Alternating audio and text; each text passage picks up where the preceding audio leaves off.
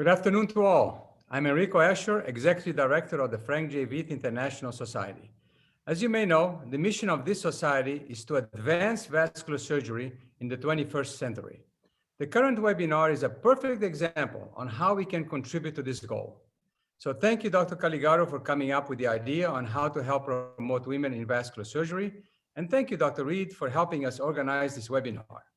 I know how busy both of you are with running your vascular divisions, while at the same time working hard in your executive roles in the Society for Vascular Surgery. Our current president, Dr. Juan Parodi, is on the call and sent his warmest regards to all and is inviting you to submit an abstract for possible presentation during our upcoming live meeting of the Society at the Veith Symposium this November in Orlando, Florida. Please go to www.veithsymposium.org and select the Frank J. Veith Society Associate Faculty Program to upload your abstract. In the name of the Executive Committee of our Society, I want to thank all our panelists and invited discussants who kindly accepted to participate in this important webinar. Drs. Caligaro and Reed will introduce the amazing panel of superb speakers, and I would like to recognize the illustrious discussants for this webinar. Dr. Ali Aburama, President-elect of the Society for Vascular Surgery and Professor and Chief of Vascular Surgery at West Virginia University. Dr. Peter Lawrence, Senior Editor of the Journal of Vascular Surgery and Professor and Chief of Vascular Surgery at UCLA. Dr. Richard Powell, Professor and Chief of Vascular Surgery at the famous Dartmouth Medical School. Dr. Anton Sidawi, Regent of the American College of Surgeons and Professor and Chairman of the prestigious George Washington University. And last but not least, Dr. Frank Veith, Chairman of the Veith Symposium and Professor of Surgery at both the New York University and the Cleveland Clinic. This society was created by all 33 fellows trained under Dr. Veith to honor him. Thank you, gentlemen. I've never seen such a prestigious faculty of panelists and discussants gathered together in one single webinar. Without further delays, and I would like to pass the Zoom podium to Dr. Caligaro, but just before that, I'll be remiss if I don't mention Miss Pauline Mayer, our public relations specialist, and Jackie Simpson, Managing Director of the Veith Symposium, for their great help. Keith, please. Yeah, Enrico, thank you very much for helping to organize this, and I'm really looking forward to the presentations and the discussions. This is a very prestigious group of vascular surgeons, and should be a lot of fun. So I will get the ball rolling, and the first speaker is Vanita Chandra from Stanford University, and she will be talking about improving diversity on the podium. It's about time. Vanita.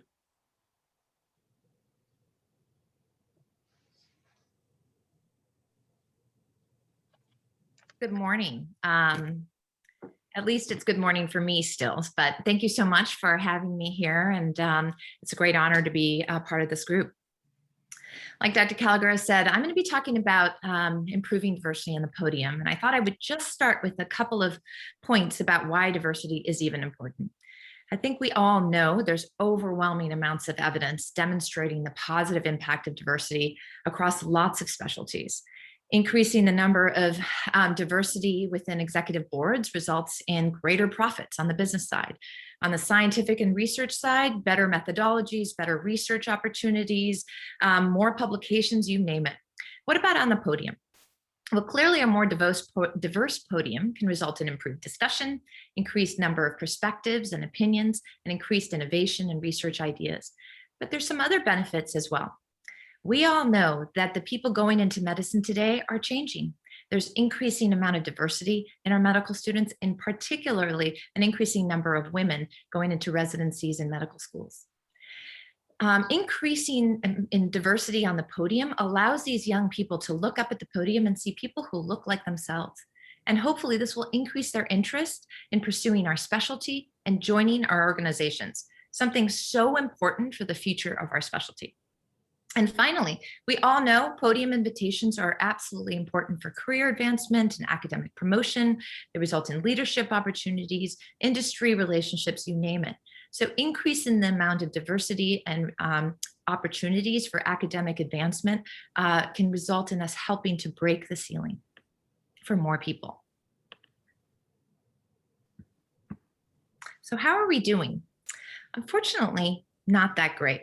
This is a study published in JAMA, and actually there's an invited commentary from our own Dr. Kibbe, looking at 98 medical conferences over a 1-year period over 20 specialties, and they found that almost 40% of panel sessions were all male, and only 4 out of the almost 100 conferences had not a single all male panel.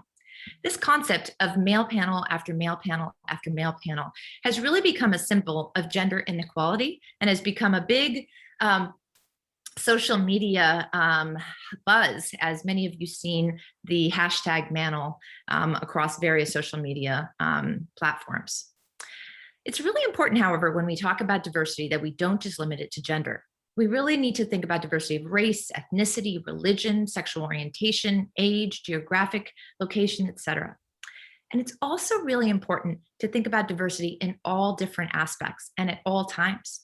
For example, an all-woman panel or a womanal is just as harmful as a manel. So let's take this symposium, for example. It's a huge honor to be up here with these amazing other female vascular surgeons, but surely there could have been a male vascular surgeon who could have given one of these talks. Following our talks is an absolutely distinguished group of invited discussants, all men. Surely there could have been a woman who could ask a question. So in this particular program, focused on promoting women and diversity, we actually have a womanal followed by a manel. And I mean no disrespect to the organizing committee. I'm really just giving you an example that despite the best of intentions, this happens and can happen over and over again, unless we pay particular attention to this issue and really think about it at every time. So for the next few minutes, I'm going to talk a little bit about what can we do. I just mentioned one of them, intentionality. We have to be thinking and focused on diversity throughout every aspect of our program. One token female moderator or a person of color speaker is not adequate, and you really have to be thinking about it at every phase and in every component of your program. One thing that could make it easier is consider making the organizers of the event diverse. Dr. Delaveau has now, I think, a famous Twitter quote saying, sometimes you need to dig deeper than your speed dial. And maybe if you just make your organizers more diverse, you have at least more options in your speed dial. If you don't know, however, new and diverse people to give a talk, ask. There are plenty of resources out there for you.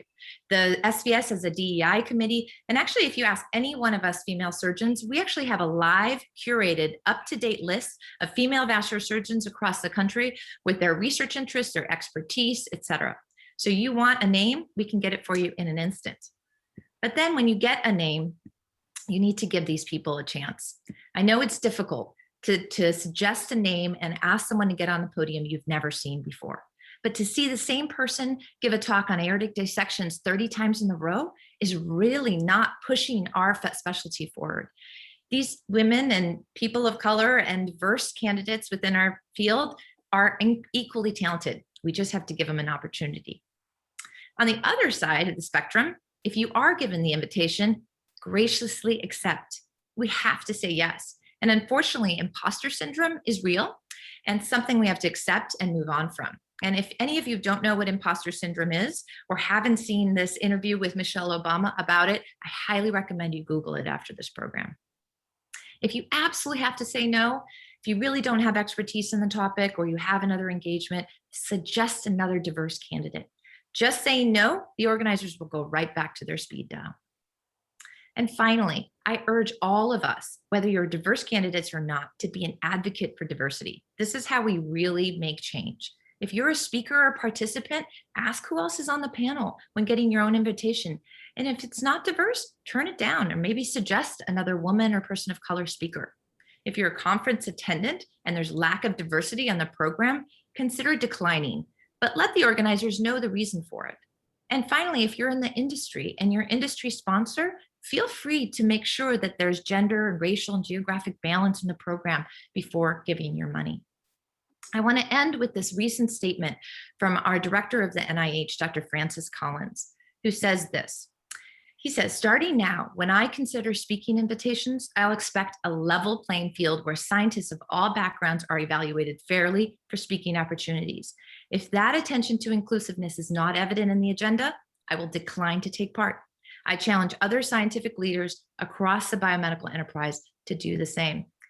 I challenge all of you to do this as well. Thank you so much.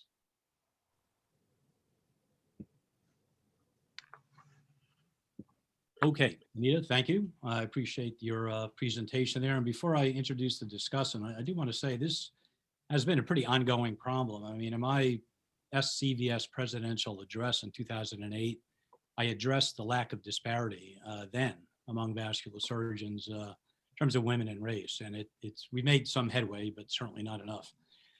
I'd like to introduce the discussant. And again, just to remind everyone, we're going to have one pointed question, and then we're going to go on to the next speaker that my associate on the SVS board, Dr. Amy Reed, will introduce. But then we're going to have a discussion at the very end that'll be a little more freewheeling. The discussion is an old friend of mine, Tony Sadawi, who's chairman of surgery at George Washington, and he'll ask the question to Dr. Chandra. Thank you very much, Keith, and also thank you, Amy and Enrico, for putting this together. The Veith meeting and Frank is always on the forefront, and they're showing that again. Actually, looking at the screen and seeing the 5 presenters, I have to say that vascular surgery is always on the forefront, and I think vascular surgery is alive and well. Vinita, you know, the one word actually that you talked about in your presentation is the word intentionality. And I think that's the operative word. It's extremely important because all of us need to work on this. And because we don't want to miss out on over 50% of medical students finishing medical school in this day and age as a specialty. We're losing a lot of talent. Now, regarding the topic that you presented directly, recently I had an encounter. I was actually invited to a manual, and I actually looked at it and just didn't look right. And called the organizer on the side, communicated with the organizer, not in public, and I said, look, this does not really, this is not right. And but I also offered a replacement for myself, someone who worked on the same topic from a different institution and who I felt is excellent, who is a woman. My question to you, Vinita, is you talked a little bit about that, but can you educate us? Because we, the men, have to be intentional about it. Can you educate us and advise us on how to go about it? Because the email, for example, can be sent to everyone who's invited to participate. Should the response be by email? Well, I'm sorry, I'm not going to do it in front of everyone because I believe that you have to have diversity on this panel. Or like I did, where I elected to contact the person directly. So could you tell us how you actually would do it and how you feel is the best way to do so? Sure. First of all, thank you again for having me here. It's a huge honor. And thank you, Dr. Sadawi, for the question. And thank you for being an advocate. And quite honestly, to answer your question, any way, which form you want to be an advocate, I encourage it. I certainly think the fact that you even thought about it to do anything is moving in the right direction, because we certainly can only go forward. We, as Dr. Calagaro already mentioned, still have a ways to go. I would say it would probably be better and probably more impactful if you send the email to the whole group. Hey, I noticed there's not a lot of diversity. What do you think about this and this and this other speaker to add to the platform? Not necessarily putting anyone down, but just bringing up the point. And I would argue that most people would appreciate hearing that. And most people actually care. It's just, it gets missed over and over because of just what we're used to, what our speed dials are like. So really any effort helps, but the bigger and the louder, the better. Great. Thank you so much, Dr. Chandra. We're going to move on next to our second speaker, who is known by her first name throughout the vascular community, and I would say a someone that many of us looked up to and have had as a mentor throughout our careers, me included. Dr. Julie Freischlag is CEO and Dean of Wake Forest School of Medicine and the Wake Baptist Health. And she's going to speak to us today on her lessons learned on the road to becoming president of the SVS. Dr. Freischlag. Great. So thanks so much. I'm just going to talk to you a little bit about my experience without slides. And I really feel that Dr. Chandra has set me up to sort of talk about the barriers of doing exactly what she's telling us to do now over my career in the previous, 32 years. So I came out of fellowship in 1987. I was only the 6th woman ever to get her vascular certificate in the country. And I was only the 6th woman to finish the general surgery program and the 2nd woman to finish the vascular program at UCLA. In my career, I was the only woman faculty in both my first 2 jobs at UCLA and UCSD, and I was only the 2nd woman faculty when I was in Milwaukee. And when I went back to UCLA, I was the only woman division chief for the entire 5 years I was there. And then when I became chair of surgery at Hopkins, I was the only woman there who was a chair for 11 years. And I finished there in 2014. So I'm going to tell you that the road to become a leader is a pretty lonely one, depending on what you look like and who you are. And during those years, you really have to have some sort of resilience and inner strength to continue to be around people that don't look a bit like you and probably don't think like you either. I once asked the department chairs at Hopkins, because we would go out to dinner from time to time, if they knew they had to go out to dinner with 18 other women and themselves, would they go? And they all said no. In my 11 years, I went out to dinner with all of them. And when I sat at the table, they always knew whether I was there or not. Because if I wasn't there, there was no woman at the table, right? If they weren't there, we weren't sure which guy was missing. So part of it is when you do go on this road to be a leader and to be out there, you're watched all the time. Once when I was at Hopkins, I had a flat tire. 32 people came to the office to tell my secretary my tire was flat. So not only do they watch you, they watch everything you do. They also commented on what I wore the first year I was there. So I wore black for a year, and for many of you know, that is not my color. I usually wear bright colors. So it's tough. And so as you do speak up and you do have those moments, I think now's the time in 2021 that finally, if you're going to speak up and have that comment, perhaps it won't be noticed as a complaint or someone who has a difference of opinion that's irritating, or someone that's going to defile the bureaucracy of how we always do it. Maybe finally it will be looked at as exactly what we need to create the mosaic of people to lead vascular surgery, to lead our hospitals, to lead everywhere where we need to go post-COVID-19. We're in the middle of a partnership, as many of you know, for Atrium, and actually my new leader, Gene Woods, who's an African-American man, and my new president of my university now is going to be a woman. They gave us this button, and this button says, because we've always done it that way, and it's got a red line through it. And if I were to tell you when people do speak up, just like Vanita's telling you to do, make sure you wear that button. Because I'm going to tell you that button wasn't being worn in the 80s, 90s, and 2000s. It was hard. And I didn't have this amazing group of women vascular surgeons. Now there's lots of us, to do that. But in the past, there were not. And so you also need to appreciate those people who are underrepresented in medicine, who actually have different sexual persuasion, where they trained. Think of how we look at people, where they train and who they know. That's how you get wherever you go. And so we have to make sure we open ourselves to be the leader we want to be. So when I was division chief at UCLA, I was the only woman in the country that was a division chief that was at that time for 5 years. And when I was chair of surgery at Hopkins, I was only the 4th one in the country. Now we have over 20 some women chairs, but we still have very few women division chiefs in vascular surgery. And I diagnosed that mainly because people love the job so much they don't want to give it up, but you got to give it up. Okay, and they really think that with term limits that we'll able to get there. That is, after I finished being chair for 11 years, it was time for me to do something else. I could have stayed at Hopkins, but it was time to move, and the chair after me is an African-American man. So I actually think we need to think of succession planning, ability to move on, and also to allow other people to lead. As a dean right now, you would think when I walked in that room, I would have seen lots of women.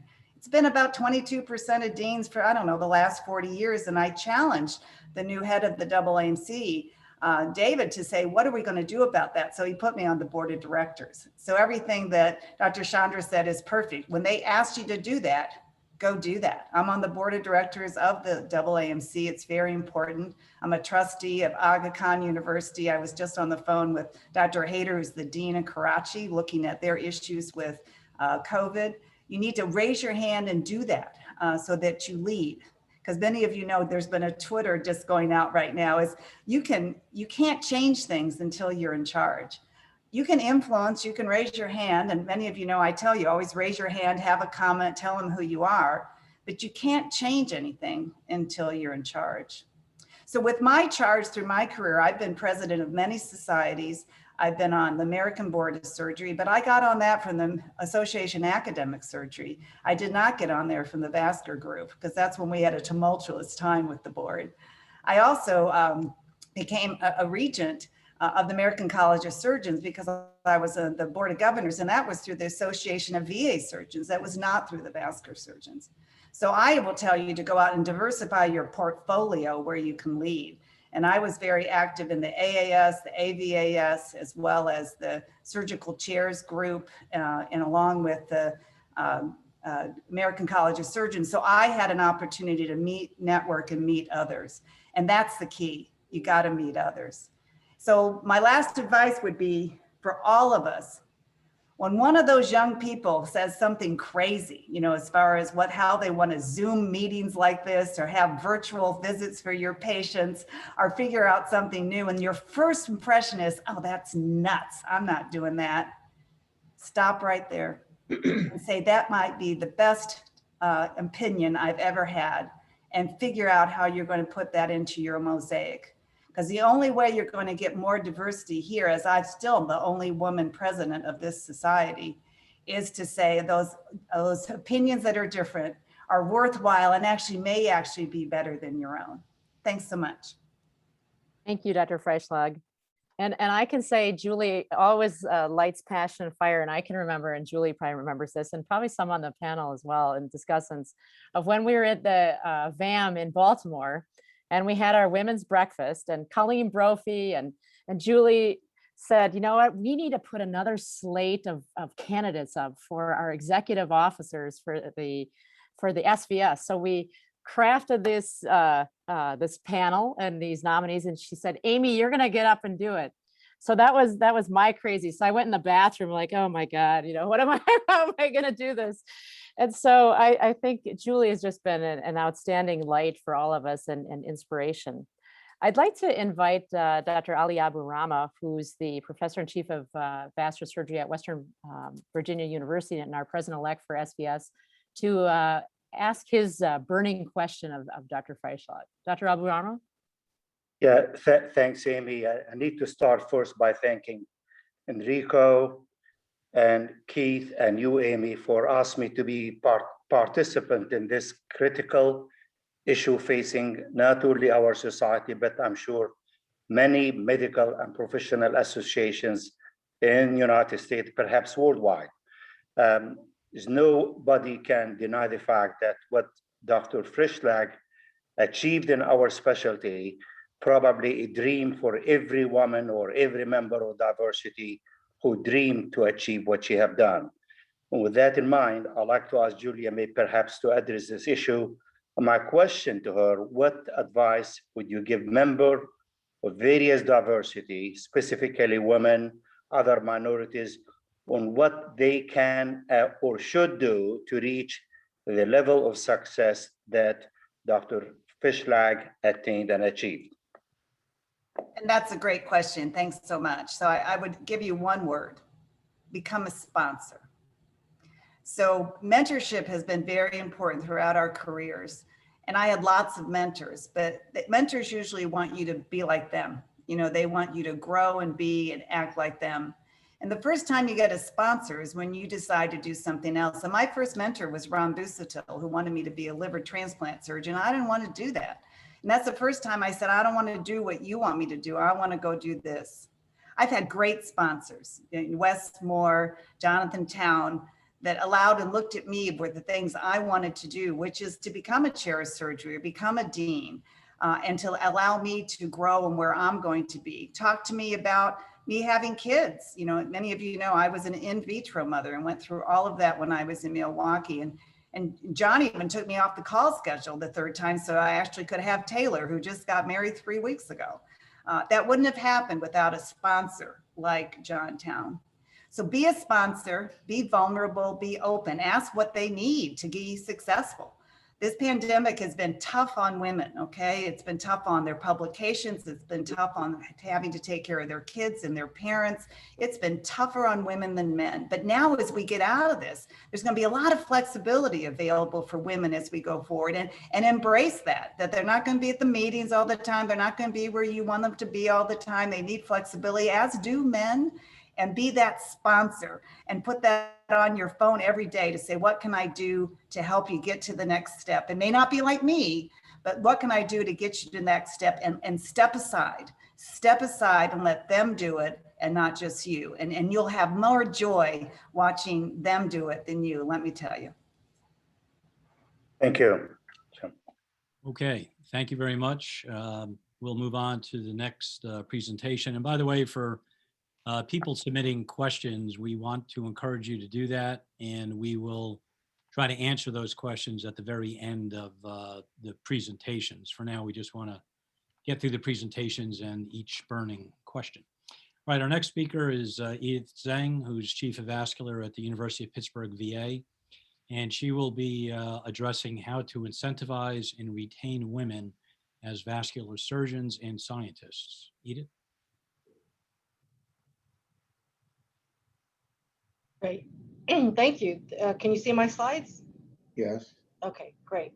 So I want to thank you all for including me on this important session. And the topic that I'm talking about is a huge one, and I'll only be able to touch on a few key points. And a lot of what I have to say really applies to both men and women and for all areas of surgery. Hold on a second here. Yeah. Sorry, I have to move something to get to this thing. Okay. Sorry, wasn't advancing. Oh my. Okay. So it's essential for surgeons to remain involved in research and to continue to bring scientific advancements for surgical disease from the bench to the bedside. However, there's been a shift away from scientific investigation as seen in the drop in NIH funding for surgery departments. And there's also been a steady decline in surgical trainees who want to stay in academic surgery, even among those with dedicated research training. And these trends highlight the need to refocus our efforts on developing surgeon scientists in all areas of surgery, including vascular surgery. So what are the challenges in training and sustaining women vascular surgeon scientists when there's less interest among trainees to pursue research career pathways? Well, first is the pipeline. And I know one of the questions was about why there's so few women in vascular surgery. Well, about 50% of medical students in the US are women, and the numbers drop off when you look at the surgical specialties, especially vascular surgery. And one reason for this may be the higher acuity of vascular disease and the potential impact of this on the work-life balance. The good news is that despite this, the number of women entering vascular surgery has nearly doubled over the last decade. And this shift is reflected in the SVS membership.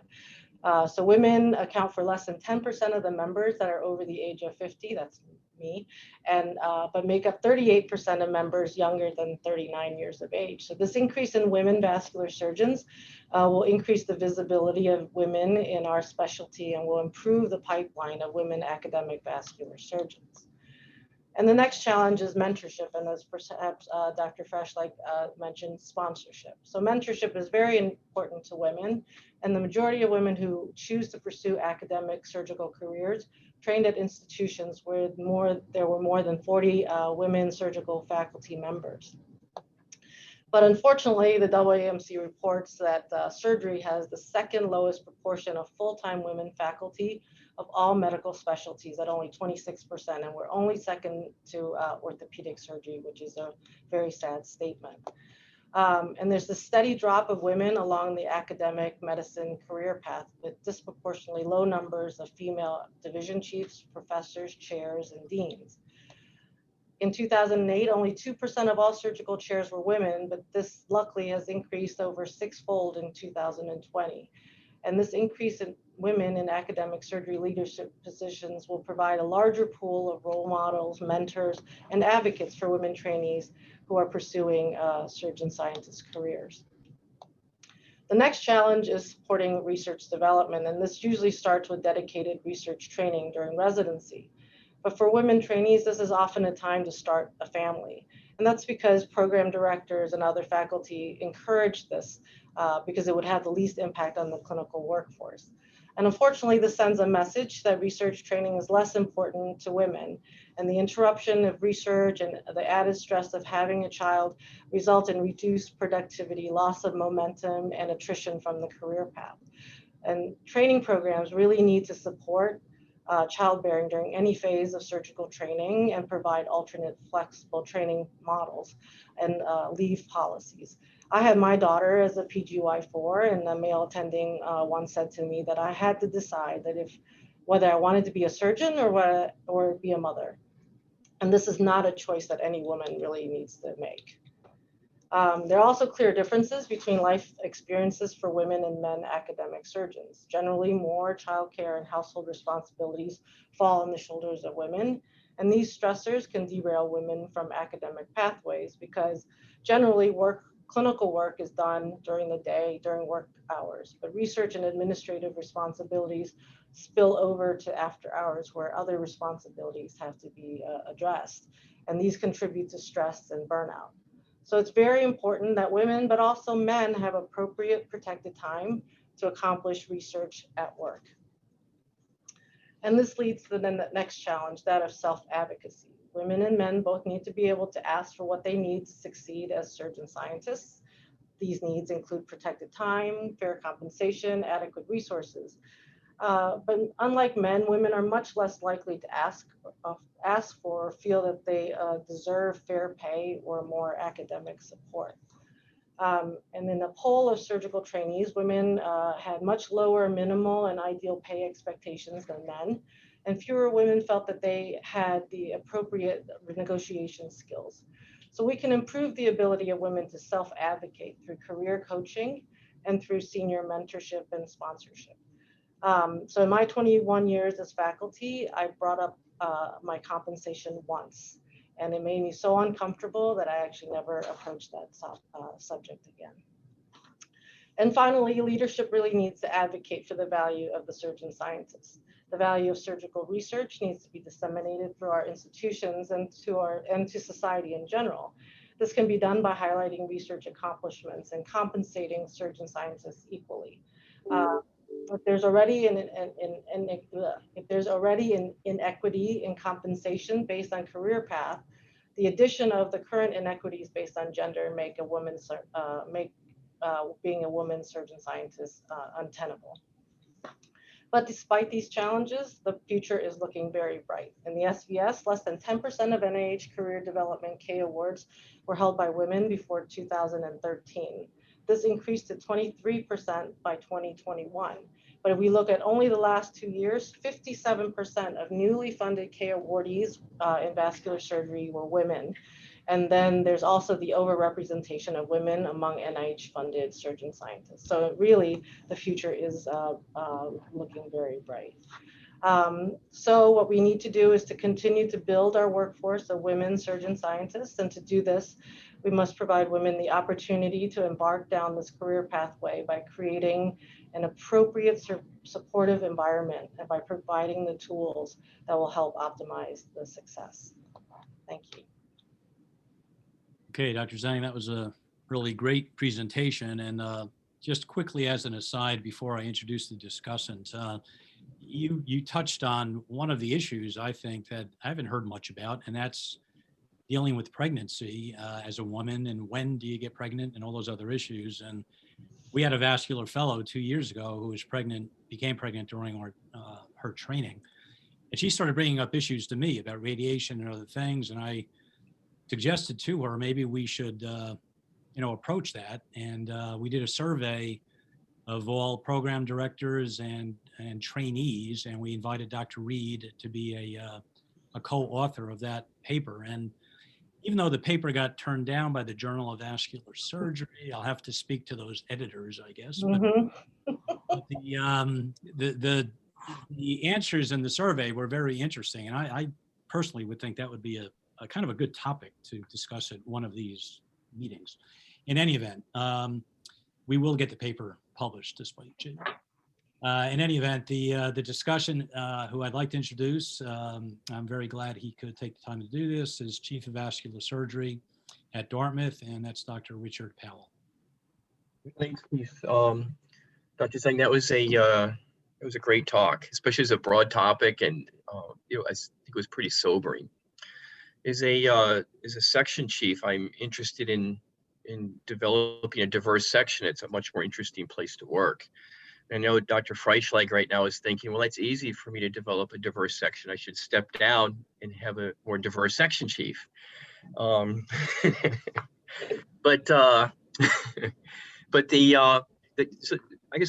as a section chief, one of the things that I'm, sort of interested in are the how-tos. And so what advice would you have? Like, what are some of the environmental factors within a section or division that, we would need to consider in order to attract, retain, and probably most importantly, allow surgeon scientists to thrive?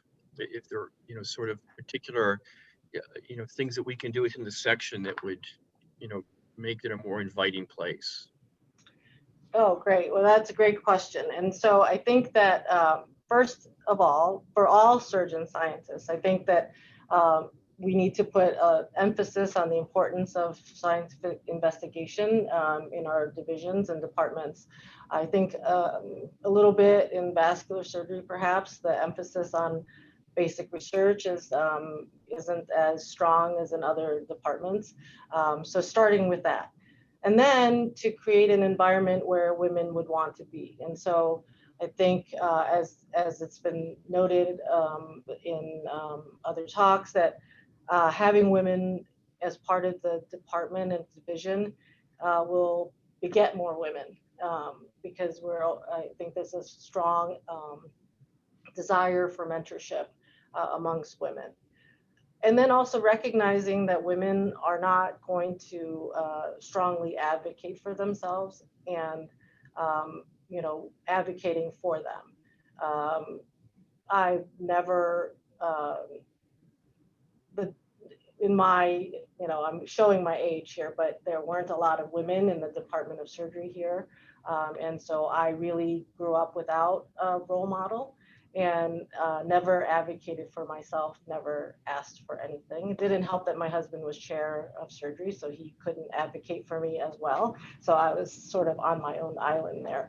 But I think it's important to recognize that women aren't going to fight for themselves as strongly as maybe their male counterparts, and be their advocate as a section chief or department chair.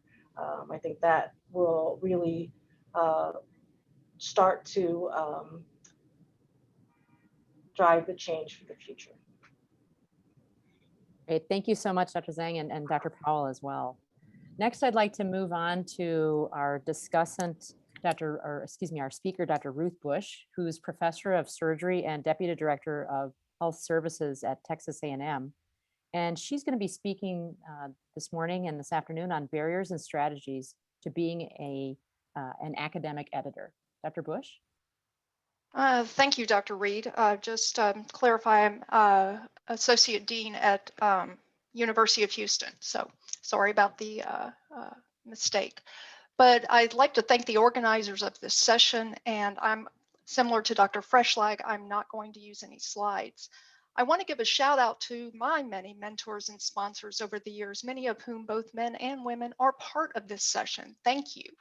When I started preparing for today, I realized I've done a lot of editorial work over the past 20 years, not just being a guest reviewer, but actual editorial work, due to mainly men being willing to give me a chance. When I added up all the assistant and associate editorships, editorial board memberships, and guest editorships, I have a total of 54 years of experience, plus or minus 1 or 2, of editorial leadership experience.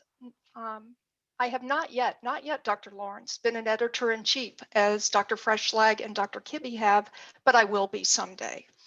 But I also recognize that what I've done has given me a platform to lift the voices of trainees, junior faculty, and especially over the past year, help support some amazing, brilliant, and talented women who are now reviewers and editors. I have been their sponsor. So let's talk about some of the barriers that women face and the mountain women have to climb. Why is editorship important? It's been known for more than a decade that female medical school faculty are promoted at lower rates than male faculty members, some of the data that Dr. Zhang showed. This is in part due to a lack of mentorship, sponsorship, or a supportive environment. Career progress, including appointments to editorial boards and editorial leadership positions, can be slower for women due to implicit and explicit biases around family, childcare, perceived workload tolerance, and perceived stress tolerance. Basically, the supposed frailty of our sex and disadvantages by factors such as childbearing, child rearing, having to care for aging parents, and possible biases that operate in hiring and promotion. These are challenges also as serving as leaders in male-dominated specialties. I'm so excited to see that number of almost 40% of vascular surgeons in the being made up of women in lower age groups. So in academic circles, editorial positions are considered prestigious and influential. Selection is or should be based on academic rank, scholarly achievement, being a well-cited author in peer-reviewed journals, being a responsible reviewer. It shouldn't just be based on who you know or who's doing the recommending. So what do women bring to the table? Women in editorial positions may assist in countering any blind spots in editorial decision-making. They will enlarge the range of ideas and solutions. Their perspective on a submission or initiative may differ from men's. This may be in a topic that's of importance to academic vascular surgery. Women may endorse different thresholds for acceptance or rejection of different articles of different types. Their presence alone may encourage authors to submit articles on women's health issues or healthcare disparities on the assumption alone that the journal may be more receptive to those subjects. What I'm saying is it's not scientific, it's not evidence-based hypotheses, but the potential value is there. Women are now the majority of medical school enrollees. The 50% mark was passed in 2019. And they have equal, if not sometimes better, application credentials than their male counterparts. I'm going to use the JVS as just a quick example, but this is only one journal. The Med Bikini disaster last year was an unfortunate event, but it was an important inflection point on many fronts. Again, in preparing for today, I looked at the editorial board composition of both the JVS and the JVS-VL pre and post Med Bikini. In the JVS pre-Med Bikini, of the 55 editorial board members, less than 10% were women, only 5. Post-Med Bikini, and there was a lot of things that happened pre and post-Med Bikini to get from point A to point B, there are now 15 women who are on the editorial board, 24%. In the JVS-VL, it was again less than 10% pre-Med Bikini. Post-Med Bikini, it's 31%. I'm going to give a shout out to Dr. Alan Dardick. 35% of his inaugural editorial board on JVS Vascular Science is comprised of women. There were also an associate editor for diversity, equity, and inclusion added, and another female assistant editor to the JVS. So in addition to these changes, following several email discussions and a board meeting, Dr. Glebitsky and Lawrence asked for candidate names as reviewers and board members. Make no mistake, folks, it has been mentioned, the women in vascular surgery have a very tight, very wide-reaching and powerful network. We put together a quick list of candidates for the board and as reviewers, and over 130 names were sent in, many of whom are now serving in some capacity. They just needed their foot in the door. But this needs to go further, and it did. This isn't about putting more chairs around the table and tokenisms. We had conversations about bias, awareness, inclusion, respect. There continues to be gender disparity on editorial boards throughout medical journals. This is not just a vascular surgery thing. And our leaders need to recognize inclusion of persons from other groups that has been mentioned. And to the women listening today, just email any of us on this panel, the womanal part, and you'll be added to this village of female sponsors, mentors, and coaches. So back to my title and the slide as my background, there are strategies for women being academic editors. Please remember, women can effectively mentor female and male colleagues. They bring unique experiences. They're going to appreciate the behind the scenes editorial organizational processes. They'll bring diversity of ideas. They'll project the value of equal opportunity. Men in editorial positions can serve as allies and mentors of women, roles that depend on your understanding of the challenges and barriers that women disproportionately face throughout their career. Having the voices of both creates a humane, compassionate, and equitable culture. So to everyone, here is your strategy. Just ask, just do it. Words and actions matter. Promote and recommend women. She just needs a door cracked open and she will slip her much smaller foot through it. Then stand back. She will do the rest. She will do the work. She'll make you proud. She will wow you. She will maintain consistent criteria and she will raise the bar. I repeat, she will raise the bar. Her time is now. Thank you. Thank you so much, Dr. Bush, and my humblest and deepest apologies for your introduction. I think I need to go have my carotids checked now, so I'm gonna make an appointment. I would love to have Dr. Peter Lawrence, who's going to be invited discussant, offer his question. Dr. Lawrence is Professor and Chief of Vascular Surgery at UCLA and a past president of the SBS. Dr. Lawrence. Well, first of all, thanks very much for involving me in this important session, and I really appreciate not only being asked to be involved, but in hearing Dr. Bush's commentary on the evolution of the Journal of Vascular Surgery journals and how we have evolved and how much more rapidly we've evolved since some events of last summer. My question, Dr. Bush, has to do with a career like yours, either during or finishing training. As vascular surgeons, we have many balls up in the air. We've got to become, it's a very challenging technical specialty, and you have to improve your technical skills. But there's also, particularly in academics, there's responsibility for teaching, for research, as well as administration. And yet I think you know, because you've done this with so many journals, the tremendous time commitment that it takes to not only be a reviewer, but when you get into an editorial position, it's a huge time commitment.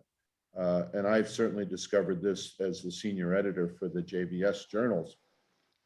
So my question for you is, in your career, how did you apportion or think about your time and where you were going to spend your time in those 4 areas in the academic stool: clinical, research, administration, and teaching?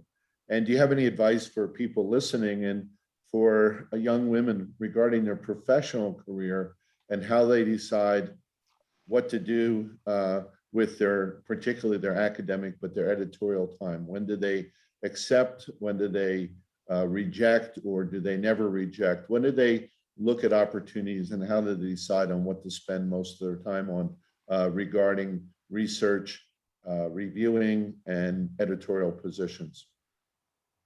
Well, that's a very multi-faceted question, Dr. Lawrence, but thank you. It is hard. I think everyone who has been in an academic career or even in community practice wanting to do academia or doing editorial work, publishing, what your experience is. It is hard, especially in junior years when you're looking towards promotion. And also, I recognize that priorities have changed. It's not my training anymore. It's not my priorities in my life. I think we also have to look at the learners and the trainees that are present now. They have different priorities, and they have different things that they want from life. Some of the simple things are looking at what your priorities are and limiting priorities. I don't think everyone can do everything. We all try, but it's very hard. We have to be very good at time management, and we have to build in time for ourselves and our family. And that is very important to especially younger generations. I learned from Dr. Freshlage many years ago to block out time in my calendar. I learned from her to call it TTT, time to think, because you cannot just do something in 15 minutes. So if I've got editorial work to do, I need to do it when I'm fresh. When I was, I operate part-time now because I do medical school administration, but when I was operating full-time, you do your biggest operations in the morning. Nothing good happens at 3 a.m. So when you're fresh, when your team is fresh, is the best time. So for me, that's how I've learned. When is my mind going to work? 4 p.m. is probably not time for me to start writing something. I am a planner. I sit down with my coffee and I plan. And I think that people have to figure out over time what part of their life with their partner and their spouse is important. How are you going to divide the work? 20, 30 years ago, it wasn't divided, as seen in that table that was shown. Women did the majority, and probably still do, of child rearing, definitely do the childbearing part. But it's also more important to our male trainees and our junior faculty to have that time with their family. They want equal time as well. So I think people need to be allowed to say no. We need to learn to say no, but we also need to be allowed to say no.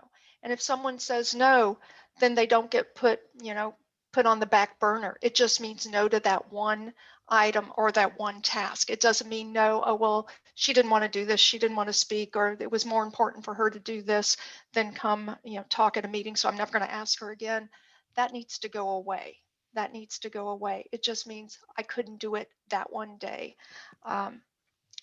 And I think we have to allow people to say no, and we have to accept that. And I think people need to be accountable to their profession. We need to learn our profession. We need to practice our craft, and that's important. And everyone will find their balance. Young women always ask me, how do you find balance in life? Well, balance is different every day. Every day has a different balance. Something weighs more today than it will tomorrow. So I change my balance every day. I hope that answers your question. It did, yeah. Okay. Thank you, Dr. Bush and Dr. Lawrence. And we'll move on to the last speaker. And I want to thank all the speakers for sticking with their time, because we'll hopefully have time for discussion at the end, and people are submitting questions that we will get to at the end of the presentations. So our next speaker is Dr. Melina Kibbe, who is chairman of surgery at University of North Carolina at Chapel Hill. And she will be discussing barriers and strategies to becoming a chair of surgery. Dr. Kibbe.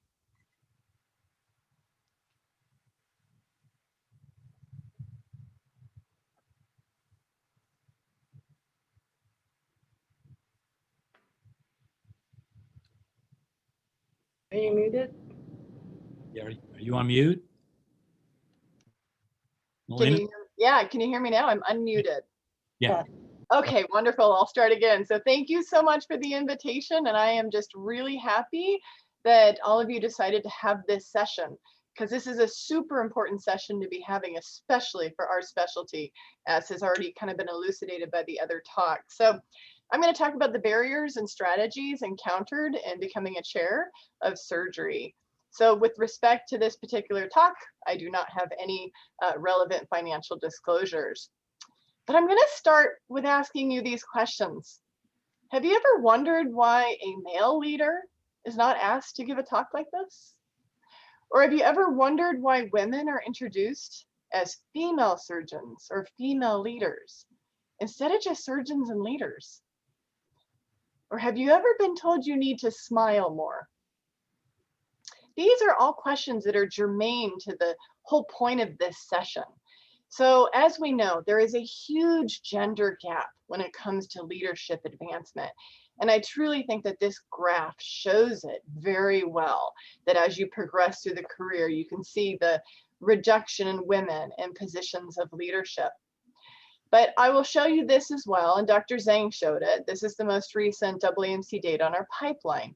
So yes, while there is a pipeline issue, I'm gonna flip it to the positive. And I am gonna say that currently we are now up to 26% women faculty in surgery. So this should not be resulting in our small 6% of chairs in surgery.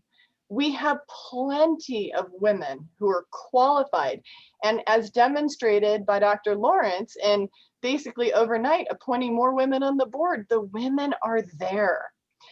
So I'm also going to point out that when it comes to leadership capabilities, survey after survey shows that women are great leaders. So here's one of the most recent surveys from the Harvard Business Review.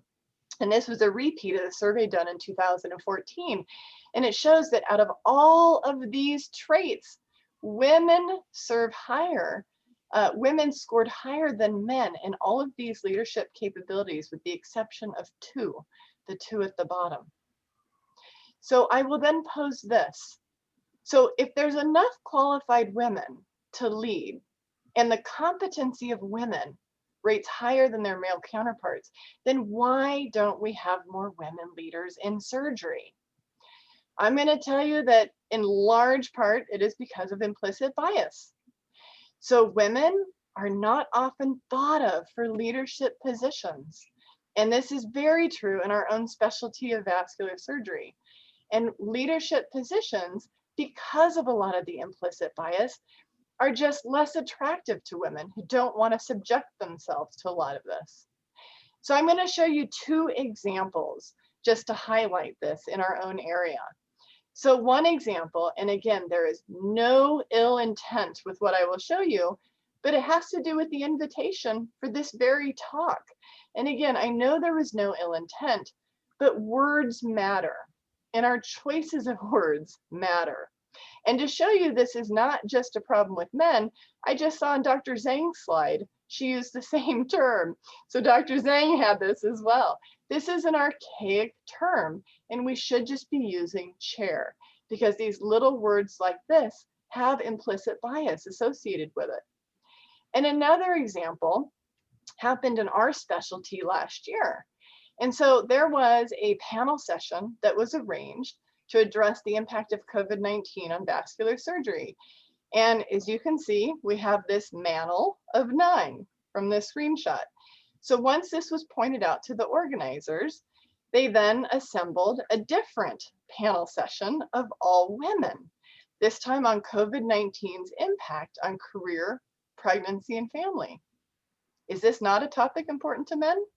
I think it is. But then the implicit bias goes further. What is wrong with this? For the hour and a half of the session, this is what we had to look at. This is not Bernadette. This is not Ellen. I just want to point that out. And I don't think I've ever seen that with any of our males at any of our meetings. So that's two great examples, and I appreciate that you were laughing. That is awesome. But it goes to show the implicit bias and the disrespect. The AAMC published this recently, that in the past 1 year, 17% of women report experiencing disrespect. The past 1 year, you guys. And in surgery, it's 25% of women are reporting this. So we do have a problem, and we have an issue. So I'm going to just give you a few points. This is my own personal perspective on barriers for women leaders. So one, I will tell you that implicit bias against women is definitely still prevalent and exists in surgery. I think that, and here I'm talking as a female leader, expectations of female leaders are different than those of male leaders. I think that female leaders are under the microscope much more than male leaders for their decision-making processes. I think that the decisions that female leaders make are questioned and challenged more often than male leaders. I think that people try to manipulate female leaders more often than male leaders. Female leaders receive less overall support and encouragement. And support for female leaders, I don't think is as strong when basically they're going against the status quo. Female leaders are often not as recognized as their male counterparts. And I will also say that female leaders are still subject to the stereotypical descriptors, for example, of being difficult instead of decisive and authoritative, or being indecisive instead of thoughtful. So again, these are my own perspectives as a chair, as you asked me to do. So I would say that in summary, women are definitely underrepresented in positions of leadership in surgery, but the women are there. Plenty of qualified women are there. I do think that women leaders face unique challenges, and so we must become more aware of our implicit biases. And as all of the other speakers have commented on, we must actively think of and promote women into these positions of leadership to overcome these barriers. So again, I really want to thank you guys for having this session, because I know this can be an uncomfortable topic, but I'm very happy to see that our vascular surgery specialty is addressing this head on. So thank you. Well, thank you, Dr. Kibbe, for a very provocative discussion. And you hit the nail on the head. The reason we chose this was we knew it's a difficult issue and we wanted to discuss it. So thank you for mentioning that.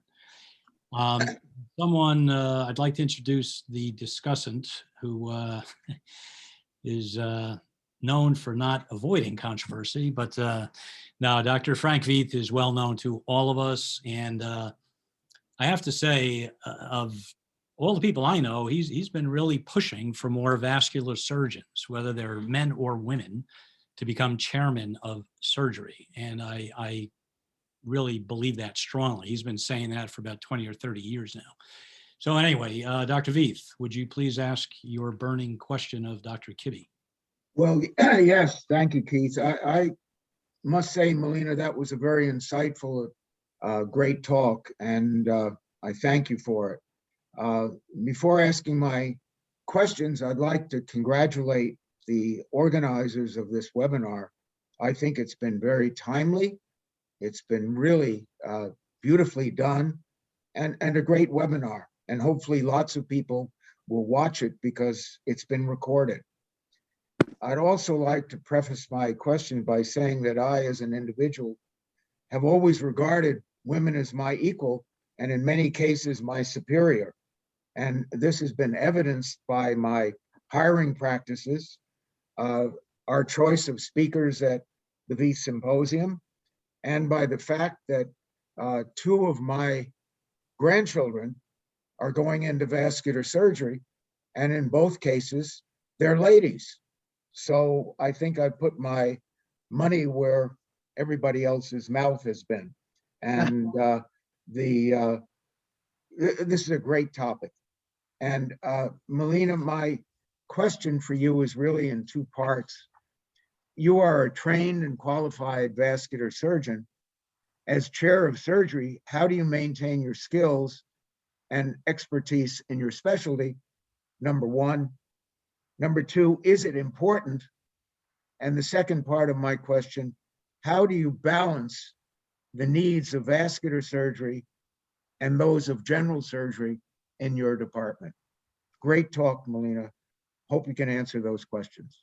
Absolutely. Thank you so much. So when I was about to assume this role, I reached out to some of our other vascular surgeons who were serving or had served as chair, and Dr. Freischlag was one of them, to really kind of hear best advice on how to still maintain my clinical practice and still lead a department. And I think the answer really is you have to focus. You have to focus your clinical practice. And I think, again, Dr. Freischlag was a great example of that with focusing on TOS.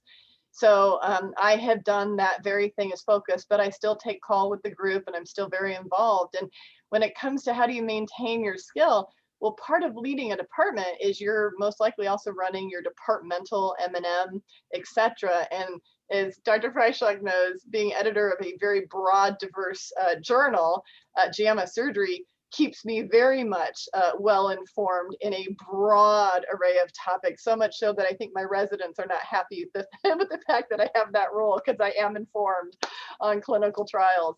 So you just have to do it. You have to do it. You have to prioritize it, but you have to want to do it. And that gets to your second question.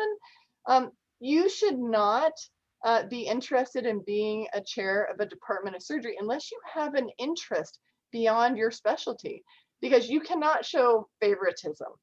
And I have an equal interest, honestly, in all of my divisions, and it is not a vascular centric issue. So that to me is kind of a core requirement if you want to lead broader and outside of your own discipline. You have to have that interest and that desire to do it. Now, Dr. Veith, I am going to point out that your question, though, is not gender specific. So your question is the same question, whether it's male or female.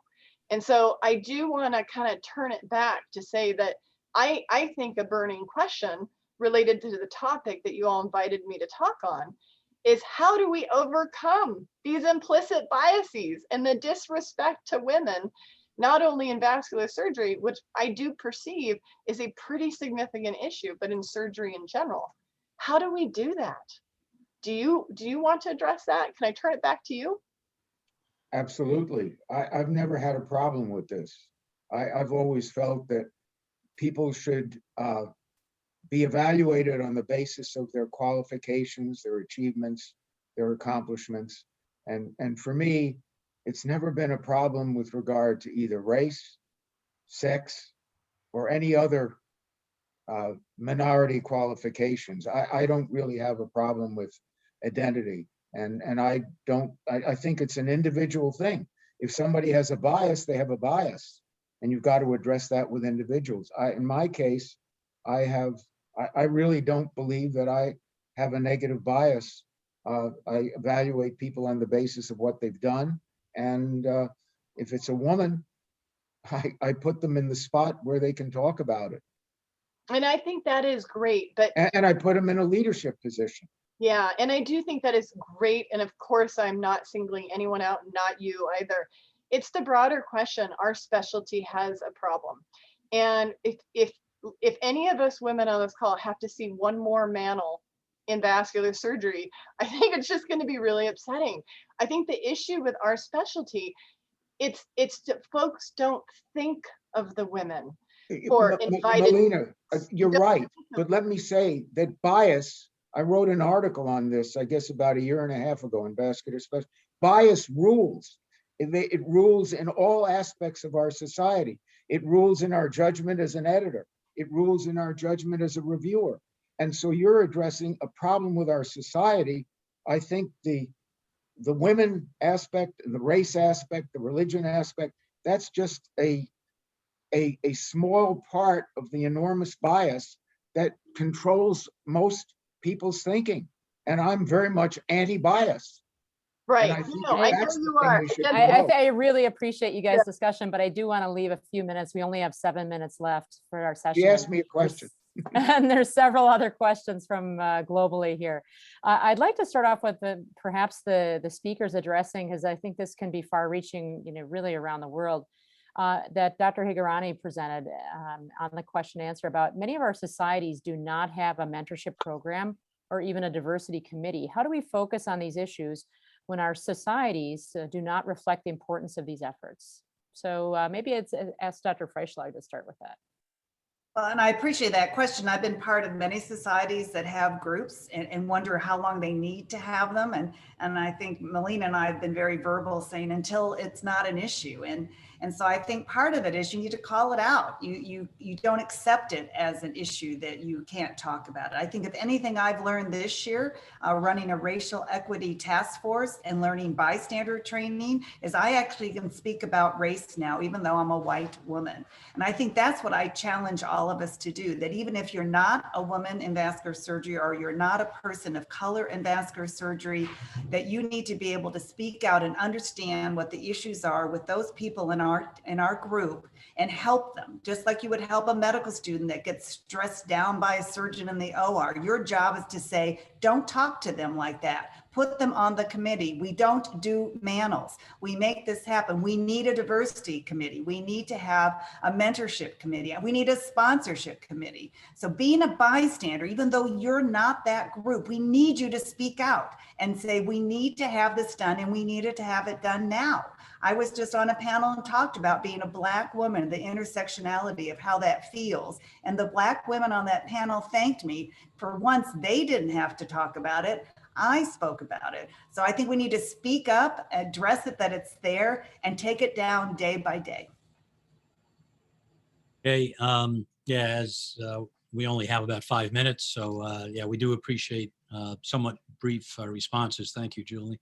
And there were a couple of other questions. Well, let me go with Dr. Henderson, who, for those of you who haven't reviewed the questions, is a woman vascular surgeon.